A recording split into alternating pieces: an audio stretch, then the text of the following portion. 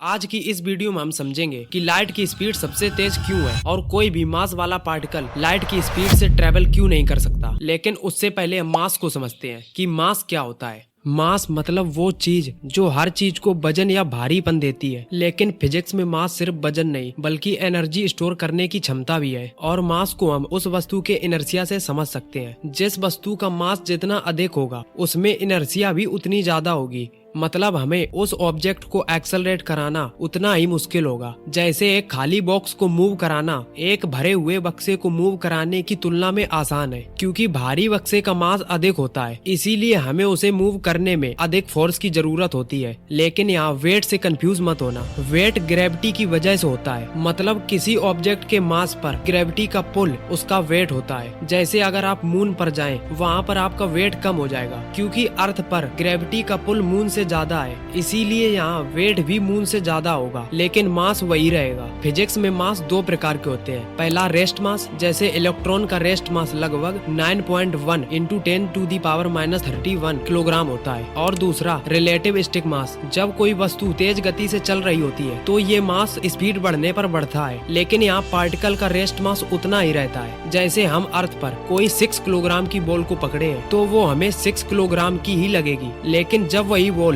Speed से आती है और फिर हम उसे रोकते हैं तो उस बॉल को रोकने के लिए हमें ज्यादा फोर्स लगानी पड़ती है। मतलब इसे हम ऐसे भी समझ सकते हैं कि उस बॉल की काइनेटिक एनर्जी उसके मास के रूप में स्टोर हो जाती है, और इसको हम रिलेटिविस्टिक मास की तरह समझते हैं। जैसे सर अल्बर्ट आइंस्टीन की इक्वेशन E=mc² से हम मास को उस पार्टिकल की रेस्ट एनर्जी या स्टोर्ड एनर्जी कह सकते हैं। अब आते हैं कि लाइट की स्पीड सबसे तेज क्यों है। प्रकाश की गति वो स्पीड है जिससे इलेक्ट्रोमैग्नेटिक वेव्स जैसे light, radio waves, X-ray vacuum में चलती हैं। इसकी वैल्यू लगभग 3 लाख किलोमीटर प्रति सेकेंड होती है। मतलब अर्थ को पार करने के लिए लाइट को सिर्फ लगभग 0.13 सेकेंड ही लगेंगे। 19वीं सदी में वैज्ञानिक सोचते थे कि स्पेस में कोई ईथर नाम का मीडियम है जिससे लाइट ट्रेवल करती है, लेकिन फिर सन 1887 में माइकलसन मोरले ने अपने एक्सपेरिमेंट से इसे गलत साबित कर दिया। उन्होंने कहा लाइट की स्पीड हर डायरेक्शन में एक जैसी है, चाहे आप रुके या ना। और फिर सर अल्बर्ट आइंस्टीन ने सन 1905 में अपनी स्पेशल रिलेटिविटी में कहा कि लाइट की स्पीड कांस्टेंट है और ये यूनिवर्स का फंडामेंटल नियम है। मतलब लाइट को मूव करने के लिए किसी भी मीडियम की जरूरत नहीं होती। और सबसे इम्पोर्टेंट बात, लाइट पार्टिकल फोटोन का रेस्ट मास 0 होता है, और जिस भी पार्टिकल का मास 0 होता है उन्हें यूनिवर्स में हमेशा एक ही स्पीड मिलती है, और वह है स्पीड ऑफ लाइट। और ये यूनिवर्स का फंडामेंटल नियम है कि जिस पार्टिकल का मास 0 होगा, जैसे लाइट का क्वांटम पार्टिकल फोटोन, वो हमेशा एडजस्ट करते ही स्पीड ऑफ लाइट से चलेगा। फोटोन लाइट का क्वांटम पार्टिकल है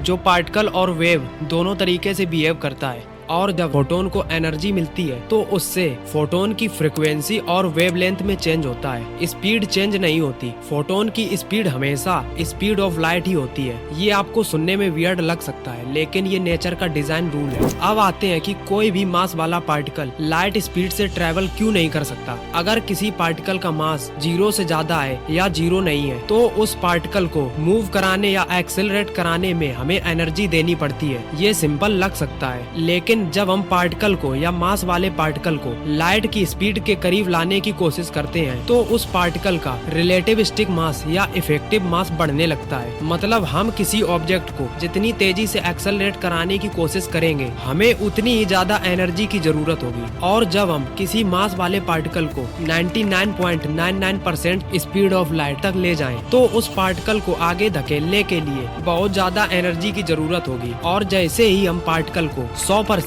स्पीड ऑफ लाइट के करीब ले जाएंगे तो उस पार्टिकल की रिक्वायर्ड एनर्जी लगभग इनफिनाइट हो जाएगी। और इनफिनाइट एनर्जी अभी तक कोई भी इंजन, स्टार या यूनिवर्स नहीं दे सकता। इसीलिए मास वाले पार्टिकल कभी भी लाइट की स्पीड से ट्रेवल नहीं कर सके।